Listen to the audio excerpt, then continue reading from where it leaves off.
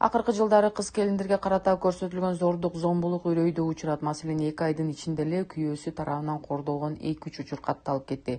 Адистердин айтымында, кыз келиндерге жасалган зордук, зомбулуктун алдын алуу жана аны болтурбоо үчүн гендердик аспекттерди эске алган система жабырлануучуларды коргоо үчүн гана эмес, кылмыштын кайталанышынан же андан аркы тобокелдигинен сактануу үчүн зомбулукчуларды жоопкерчиликке тартуу үчүн абдан чечкиндүү мааниге ээ. Мамлекеттик мыйзамдарды өзгөртүштү. Былтыр президент Жоркениш болуп жакшы мыйзамды кабыл алышты. Күчөтүп жоопкерчиликти дагы мамлекеттик органдардын иштешин да жогорулаткан жакшы мыйзамдарды кабыл алышты. Бирок практика жүзүндө чынында мен дагы мына ушул суроолор менен 10 жылдан ашык иштеп жүрөм да. Анан далилденбейт.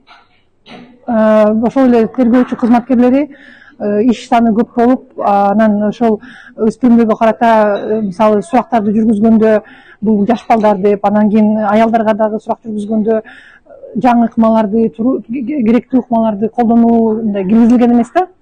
Анан эгерде эркек кишилер менен мындай сурак жүргүзүп же тергөө иштерин жүргүзгөндө коркутуп мындай катуу сүйлөп эле мисалы маалымат алганга мүмкүнчүлүгү болсо, башка ыкмаларды колдонууну билишпейт экен да.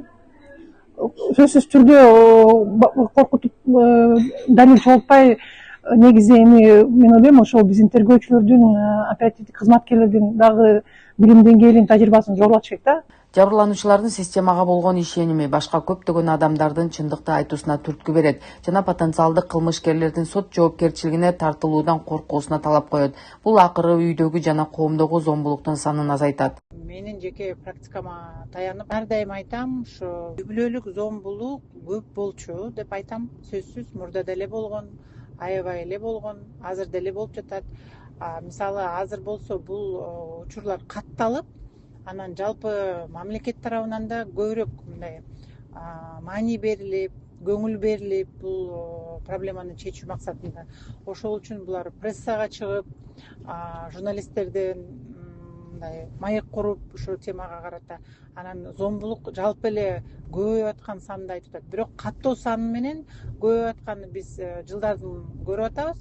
Бирок мурда дагы зомбулук көп болчу. Бирок коомдо недегер ошо аял киши дагы, айымдар дагы бул көрсөтүлүп аткан зомбулукту норма катары кабыл алып, мындай кылмыш катары кабыл албаган үчүн мындай көп ачыгы айкын болгон эмес дейм да, бул зомбулуктарды айтуу.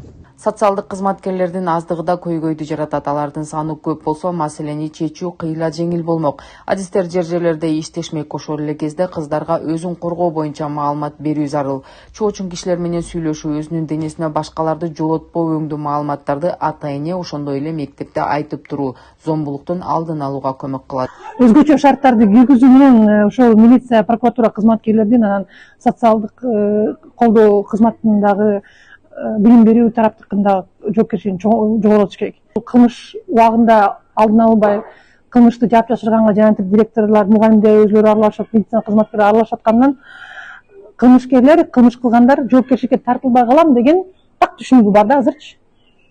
Баары эчтеке кыла албайсың деп, ошол жабыркаган тарапты кайра басмырлап коюп атышат. Бул эми ушул биздин, мен ойлойм, кайдыгерлик, анан ошол көз боемочулук кыргыздардын трагедиясы болду да азыркы учурдачы. Албетте, буллинг болобу, кодулоо болобу, ыдык болобу, зордук, зомбулук болобу, муну купуя кылып сакташтын кереги жок да.